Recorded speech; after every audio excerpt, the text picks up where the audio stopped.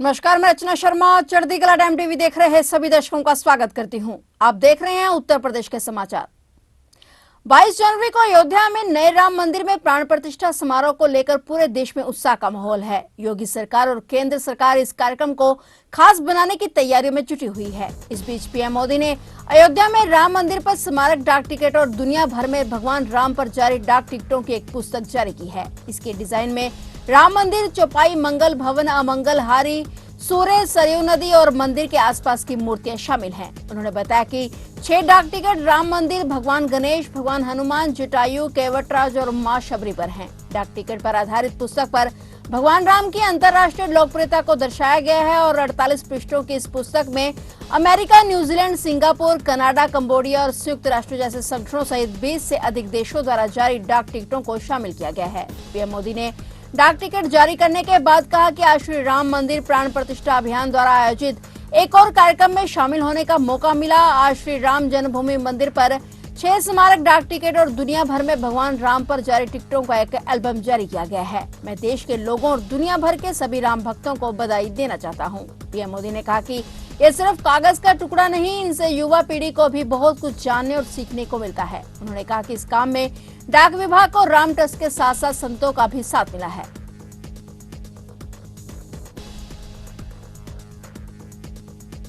मुख्यमंत्री योगी आदित्यनाथ ने कहा कि यदि राम मंदिर आंदोलन नहीं होता तो शायद वह सन्यासी नहीं होते। हालांकि उन्होंने ये भी कहा कि अगर वह मुख्यमंत्री नहीं भी होते तो भी राम मंदिर का काम करते। सीएम योगी ने कहा कि वोट बैंक की राजनीति न होती तो मंदिर का मुद्दा पहले ही सुलझ जाता। वहीं मंदिर निर्माण का श्रेय लेने के सवाल पर उन्होंने कहा कि हम मंदिर का श्रेय नहीं ले रहे बल्कि राम भक्त बनकर जा रहे हैं। सीएम ने कहा कि एक बार फिर रामलला और राम राज्य की अवधारणा सिद्ध हो रही है। राम मंदिर का काम कठिन था लेकिन ये प्रभु की पहले से रची हुई कृपा है। हम सब उस अभियान का हिस्सा हैं। उन्होंने कहा कि अयोध्या में राम मंदिर का निर्माण कार्य असंभव था अगर केंद्र में मोदी सरकार नहीं होती। इस काम को दर्जनों पीढ़ियां नहीं देख पाई, वो समय 400 साल बाद आया है। वही विपक्षी दलों द्वारा राम मंदिर को लेकर सियासत करने के आरोपों पर सीएम योगी ने कहा कि मंदिर का आमंत्रण कांग्रेस, समाजवादी पार्टी समेत सबको मिला है और उन्होंने राम मंदिर में आने में से किसको रोका है। वो राम के सेवक बनकर आए।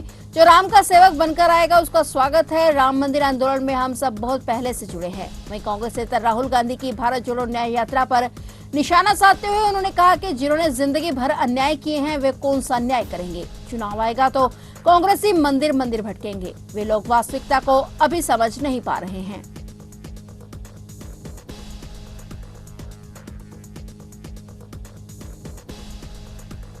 यूपी के CM Yogi Adityanath heritage hand weaving revival charitable trust के एक अभिनव प्रयास के तहत देश के 12 लाख हस्तशिल्पियों द्वारा श्री रामलला के लिए तैयार विशिष्ट वस्त्रों को श्री राम जन्मभूमि तीर्थ क्षेत्र ट्रस्ट को सौंपे जाने के अवसर पर शामिल हुए। मुख्यमंत्री योगी ने कहा कि भारत में राम के बगैर कोई काम नहीं होता। जन्म हो तो अखंड रामायण का पाठ होता है, कोई अन्य मांगलिक कार्यक्रम हो तो राम नाम संकीर्तन, सोते जागते भोजन करते, हर्ष में, दुख में, सुख में, यहाँ तक कि जीवन की अंतिम यात्रा में भी राम नाम का उच्चारण होता है। मुख्यमंत्री ने कहा कि राम कण कण में व्याप्त हैं। 500 वर्षों तक श्री राम जन्मभूमि का मुद्दा कभी दबा नहीं। कभी पूज्य संतों ने तो कभी राज रजवाड़ों ने तो कभी धर्म योद्धाओं ने, अलग अलग कालखंड में लोगों ने इस विषय को जीवित रखा, संघर्ष जारी रखा, बिना रुके बिना थके मिशन बनाकर लड़ते रहे। मुख्यमंत्री ने कहा कि रामलीला जिसे सरकार से कोई सहयोग नहीं मिलता, सब गांव नगर के लोग ही मिलकर आयोजित करते हैं। सबको पता है कि कब कौन सा प्रसंग होगा, लेकिन फिर भी हर साल हर रामलीला में हर प्रसंग में लोगों का उत्साह कम नहीं होता।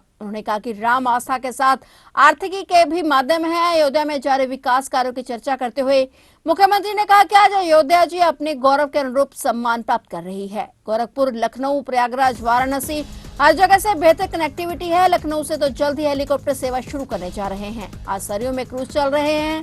अयोध्या धाम में अंतर्राष्ट्रीय हवाई अड्डा संचालित है। यह सब कुछ समय पूर्व तक कल्पना से परे था और लेकिन राम कृपा से आज यह सब साकार हो रहा है। वहीं heritage hand weaving revival charitable trust द्वारा रामलला के लिए 12 लाख शिल्पियों द्वारा वस्त्र तैयार करने के प्रयास की प्रशंसा करते हुए मुख्यमंत्री ने कहा कि इस वस्त्र में राम भक्ति का ताना है और हस्तशिल्प का बहाना है। मुख्यमंत्री ने इसके लिए उनका धन्यवाद दिया और वस्त्र को श्री राम जन्मभूमि तीर्थ क्षेत्र के कोषाध्यक्ष स्वामी गोविंद देवगिरी को सौंपा।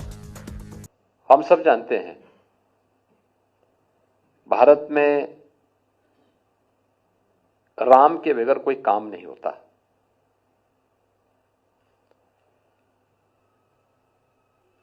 घर में कोई मांगलिक कार्यक्रम होता है, बच्चे का जन्म होता है, अखंड रामायण का पाठ।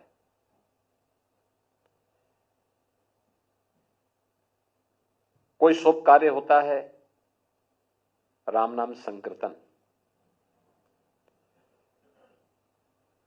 जगते हैं राम, सोते हैं राम, चलते हैं तो राम, भोजन करते हैं तो राम, और अंतिम यात्रा भी निकलती है तो राम। यानी भारतीय जीवन पद्धति में राम के बगैर कोई काम नहीं होता है, और दुनिया के अंदर अकेला उदाहरण है। लगभग 500 वर्षों तक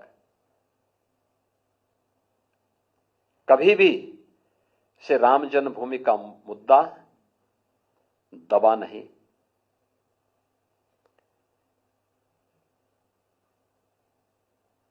पहले पूज्य संतों ने, फिर राजे रजवाड़ों ने, अपने समय के धर्म योद्धाओं ने अपने अपने कालखंड में अलग अलग व्यक्ति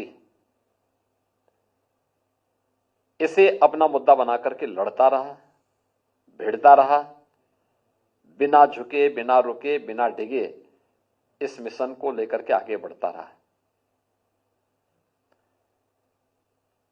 और दुनिया के अंदर किसी एक पावन स्थल के लिए इतने लोगों ने अपनी शहादत दी हो, इतने बड़े संकल्प हुए हों, अन्यत्र देखने को भी नहीं मिलता है।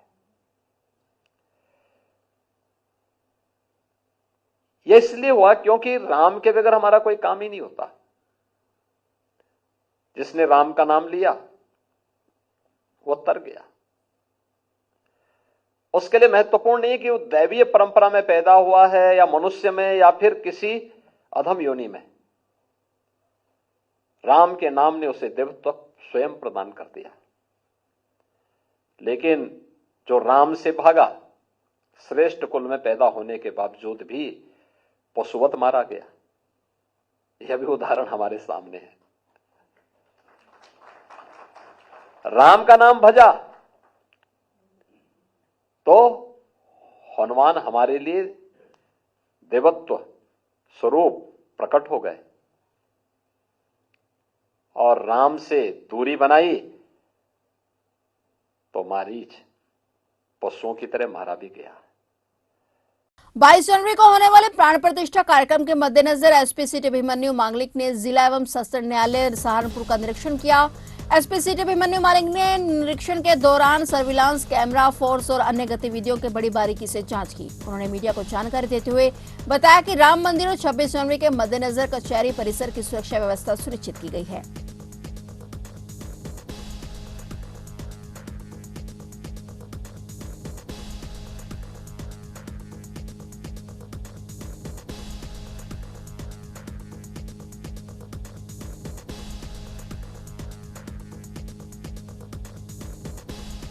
जी हाँ, 26 जनवरी को दृष्टिगत रखते हुए और जो 22 जनवरी को हमारे प्राण प्रतिष्ठा का कार्यक्रम है उसको रखते हुए आपको जैसे ही पता है कि शासन द्वारा और डीजीपी महोदय द्वारा पूरे ही प्रदेश में एक हाईलाइट किया गया है। जितनी भी ज़रूरी व्यवस्थाएं हैं, जितने भी इम्पोर्टेंट क्रिटिकल इंस्टॉलेशन है, वहाँ की चेकिंग सुरक्षा सही है, गलत है, उस चीज़ की निरीक्षण किया जा रहा है उच्च अधिकारी द्वारा।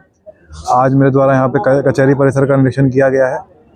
यहाँ पे जो हमारे पास सुरक्षा में यूज़ हुए उपकरण हैं उनको चेक किया गया है। DFMD, HHMD, बैगेज स्कैनर सब काम कर रहे हैं, नहीं कर रहे हैं। कुछ बैगेज स्कैनर जो काम नहीं करते पाए गए उनकी रिपोर्ट भी दी गई है, और हमारा प्रयास रहेगा कि यहाँ पे जो हमारी सुरक्षा व्यवस्था है वो उच्च स्तरीय रहे। सर, क्या एक्स्ट्रा फोर्सेस भी कुछ लगाई गई हैं प्राण प्रतिष्ठा कार्यक्रम को लेकर? जी हाँ, बाहर से फोर्स भी बुलाई गई है, और जो हमारी PSC है उसको भी हमने एक्टिवेट कर दिया है, LIO को भी एक्टिवेट कर दिया है। आज शाम से ही एक सघन अभियान चलेगा जिसमें रेलवे स्टेशन, बस स्टैंड और जो हमारा घंटाघर एरिया है उसमें चेकिंग की जाएगी। वहाँ पे जो होटल ढाबे हैं वहाँ पे चेकिंग की जाएगी, और इस तरह की चेकिंग अब इस हफ्ते पूरे टाइम चलेगी। किस तरीके से सर जनता को भी बताया जा रहा है, शांति की अपील की जा रही है, शांति व्यवस्था बनाए रखने की? जी हाँ, जनता से अपील की गई है, और सबसे इम्पोर्टेंट ये है कि जो सोशल मीडिया में बातें चल रही हैं उस पर भी निगरानी रखी जा रही है। अगर किसी अनसोशल एलिमेंट्स के द्वारा अगर प्रयास किया जाता है किसी को भड़काने में, किसी वर्ग विशेष को भड़काने में, तो उस पर भी सोशल मीडिया मॉनिटरिंग की जा रही है और ऐसे लोगों को चिन्हित करते हुए उन पर विधिक कार्रवाई भी की जा रही है। फिलहाल उत्तर प्रदेश के समाचारों में इतना ही, और नए समाचारों के साथ फिर से हाजिर होंगे। तब तक के लिए देखते रहिए चढ़ती कला टाइम टीवी।